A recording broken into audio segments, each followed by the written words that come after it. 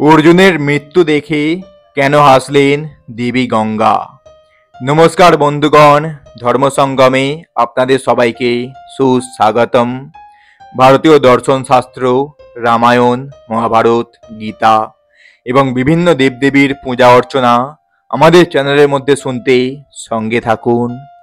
বন্ধুগণ, আমরা সবাই জানি মহাভারতের সবচেয়ে বড় ধনুর্ধারী হিসাবে অর্জুনকে মানা হয়।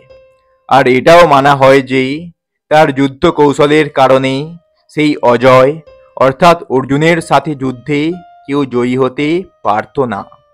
কিন্তু আজকে আমি আপনাদের এমন একটি কাহিনী বলবো যেখানে অর্জুন না শুধু হেরেছিল, বরং তার মৃত্যুও হয়েছিল।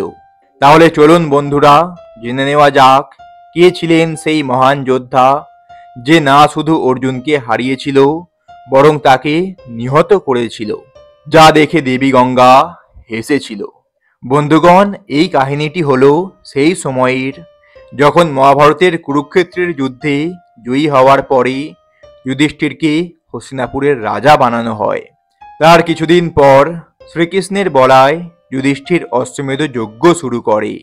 কৃষ্ণের আজ্ঞা অনুযায়ী যজ্ঞের ঘোড়া যেখানে যেখানে যেত, অর্জুন তার সেনা নিয়ে তার পিছনে পিছনে যেত। এইভাবে যজ্ঞের ঘোড়া বিভিন্ন রাজ্যের মধ্য দিয়ে পার হয়, যার মধ্যে কিছু কিছু রাজ্যের রাজা অর্জুনের সাথে যুদ্ধ না করেই হস্তিনাপুরের অধীনতা স্বীকার করে নেয়। আর যে এরকম করেনি তাকে অর্জুন যুদ্ধে পরাস্ত করে নিজের অধীনে করে নেয়। এইভাবে অশ্বমেধ যজ্ঞের অশ্ব একদিন মণিপুরে পৌঁছায়। ওই সময় মণিপুরের রাজা ছিল অর্জুন আর চিত্রাঙ্গদার পুত্র বভ্রুবাহন। বভ্রুবাহন যখন শোনেন যে তার পিতা অর্জুন তার রাজ্যে প্রবেশ করেছে, তখন সে তার সম্বোধনের জন্য রাজ্যের সীমায় গিয়ে পৌঁছায়। তখন সে তার পিতা অর্জুনকে দেখেই তার সম্বোধনের জন্য এগিয়ে যায়, কিন্তু অর্জুন তাকে সেখানেই থামিয়ে দেন।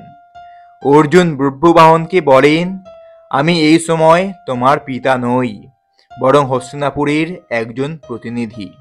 এই কারণে ক্ষত্রিয় ধর্ম অনুসারে তুমি এই সময় আমার সাথে যুদ্ধ করো। ওই সময় অর্জুনের দ্বিতীয় স্ত্রী উলুপি সেখানে চলে আসে আর বভ্রুবাহনকে বলেন, হে পুত্র, তোমার এখন উচিত তোমার পিতার সঙ্গে যুদ্ধ করা। যদি তুমি যুদ্ধ না করো তাহলে তোমার পিতাকে অপমান করা হবে। মায়ের অনুমতি পেয়েই বভ্রুবাহন যুদ্ধের জন্য তৈরি হয়ে যায়।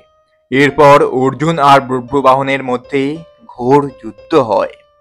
কিছুদিন পর্যন্ত যুদ্ধ চলার পরে যখন কোনো পরিণাম বের না হয়, তখন বভ্রুবাহন কামাখ্যা দেবীর থেকে প্রাপ্ত দিব্য বাণ দিয়ে অর্জুনের উপর নিক্ষেপ করে, যার নিক্ষেপে অর্জুনের মাথা দেহ থেকে আলাদা হয়ে যায়। তা দেখে হস্তিনাপুরের সেনাদের মধ্যে হইচই শুরু হয়ে যায়, কারণ যুদ্ধে বভ্রুবাহন অর্জুনের আগে ভীমকেও পরাস্ত করে দিয়েছিল।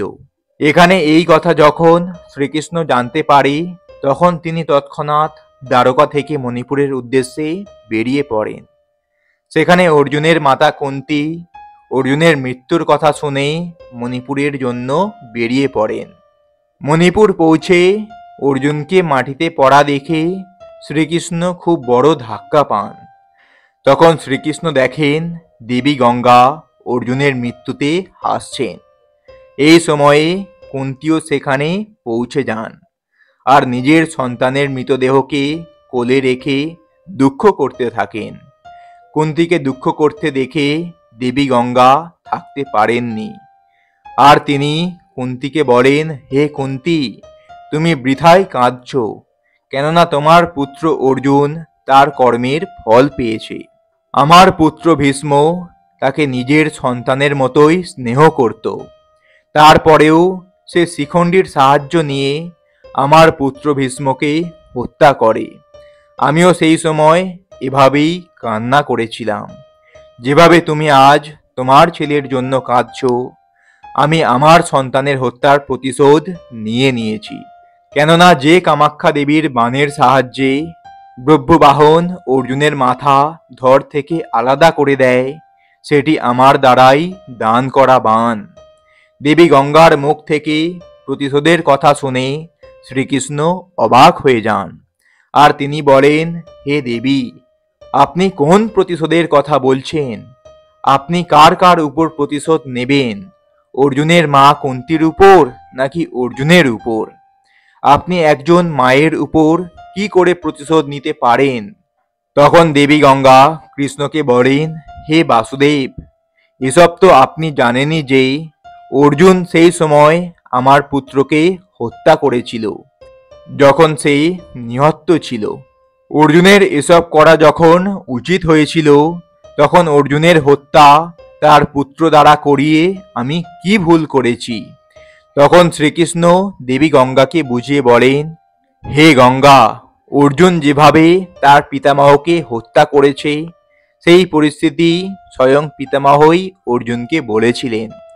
পিতামহ জানতেন যে তিনি বেঁচে থাকতে পাণ্ডবদের বিজয় অসম্ভব। এই কারণে তিনি স্বয়ং যুদ্ধ থেকে সরে যাওয়ার রাস্তা অর্জুনকে বলেছিলেন।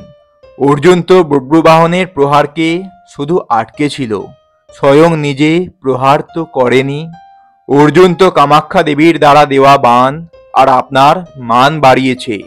কৃষ্ণের কথা শুনেই দেবী গঙ্গা দোটানায় পড়ে যায়, আর শ্রীকৃষ্ণকে বলেন এই দোটানা থেকে বাইরে বেরোনোর জন্য রাস্তা বলে দিতে। তারপর এভাবে শ্রীকৃষ্ণ দেবী গঙ্গাকে তার প্রতিজ্ঞা ফিরিয়ে নিতে বলেন। এরপর দেবী গঙ্গা অর্জুনের মাথাকে শরীরের সঙ্গে যুক্ত করার রাস্তা বলে দেন। তারপরে শ্রীকৃষ্ণ অর্জুনের দ্বিতীয় স্ত্রী ও ব্রহ্মবাহনের সৎ মা উলুপির থেকে প্রাপ্ত নাগমণি দিয়ে অর্জুনকে জীবন্ত করে দেয়।